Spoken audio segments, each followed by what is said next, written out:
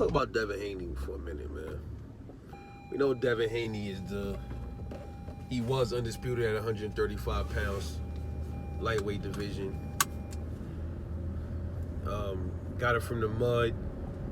You know, he went and he dared to be great. He took less because he betted on himself, right? At 135 pounds. Faced a little bit of adversity at the division. Jorge Linares, you know, he had some issues in there, but he overcame it. He still dogged it out with him. Jojo Diaz whooped on him. A lot of people say that Jojo was giving him problems as well. These are the notable fights for Devin that I'm really talking about here at 135. I don't want to talk about Gamboa. Gamboa is just a litmus test for a lot of these dudes, man. That's really all big Gamboa is he's a punching bag. The two Kambosos fights, he dogged it out with Kambosos. Beat him even, I think he gave him a beating in the second fight. I believe that was the worst one. Jabbed his damn head off, you know, did what he had to do in that ring, got the win, and defended his titles in the second fight. You know, and he said, you know, look, it's time for me to move on up. I'm getting too big for this weight class. So he was at 135, man. He was wrecking shit. You know, whatever you might say about Devin, he ain't had a knockout since 2018 and all this other stuff. Okay, cool, but hey, look, I see it like this. Ain't nobody walked him down yet. Have you seen anybody walk Devin down? This goes to what I've been saying about Shakur almost. Even if Shakur, let's say Shakur ran every fight, like 12 rounds. Like, let's say he ran and nobody could catch him. Is that Shakur's fault? Or is it the opponent for not knowing how to cut off the ring? You gotta know how to cut off the ring, man. You gotta know how to catch your opponent. That's why you train. You know what I'm saying? When you hear boxers say, oh, he just was running, they just want people to make their work easier for him. That's all that is, you know what I mean? But Devin is a boxer, damn near pure boxer. Didn't have a whole lot of power at that division. It's questionable at 140. We're about to find out. So Devin goes in there and whoops Regis Prograis. Or what if he goes in there and stops Regis or beats him up really bad for 12 rounds, jabs his head off? I got Devin winning this fight anyway. I got him winning by decision. And would possibly even hurting Regis in this fight. Devin could probably even get dropped in this fight. But the thing with Dev is, Dev chin has been a little bit tested. So he's going in the waters. He understand what kind of fire he facing. So he not afraid to really take a punch. I don't think there's nothing wrong with taking a punch. You're gonna have to take a punch eventually. And I don't think Shakur is scared to take a punch like everybody else is saying. He might be. He said he don't like getting punched. He don't like taking hits. That doesn't mean he's scared to get hit. You know what I mean? He just don't like how it feels to get punched.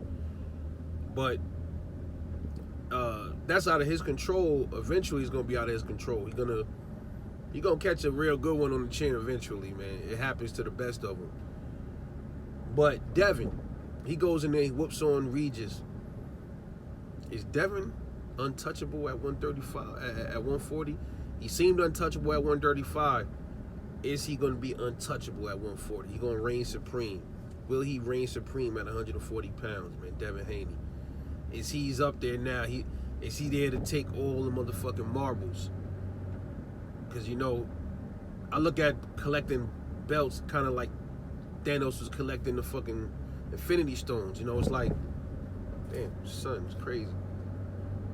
You know, it's like pretty much, right? You got the belts as the stones. I mean, whoever's in there trying to conquer and grab all the belts will become the man. So the first piece of the puzzle for Dev is Regis Prograis, the WBC champ. And he got a lot of work to do it. Well, that is a lot of work, bro. Devin got if he's as good as everybody think he is, he should have no problems with these dudes. But if not, he got his work cut out for him, dude. He got his work cut out for him, man. Got to take the belt off Regis. Then you got Teofimo Lopez got one of the belts. And then Rolly got the other belt, right? And then Subriel Matias got the other belt. So the belts are scattered at 140. What all of these fighters that have the belts, what do they all have in common? All of them could punch. He should have the least problems with Rolly, because Rolly is not as skilled as the other dudes. I put it like this: as far as like difficulty from those 4 fighters, from 1 to 4, 4 being the hardest, 1 being the easiest. I say Rolando Romero, Subriel Matias, Teofimo Lopez. No. Regis Prograis is the 3rd toughest, and then I say Tio's probably the hardest, man. Some might say Matias is going to be the hardest for Dev. Nah, I think Teofimo is, because Teofimo moves better than all of those dudes. He has the better footwork, the better twitch reflexes. Teofimo is more skilled than all those other 3 belt holders at 140. So Devin will have the most issues probably with Teofimo Lopez, in my opinion, man. But nonetheless, all of them pose their own threat to Devin Haney, man, because they all can punch. So, Devin decided to be great. That's why I give Devin more props than I give Tank. People give Tank all of this. Oh, man, Tank, man, he punch, man. He's a destructor. Yeah.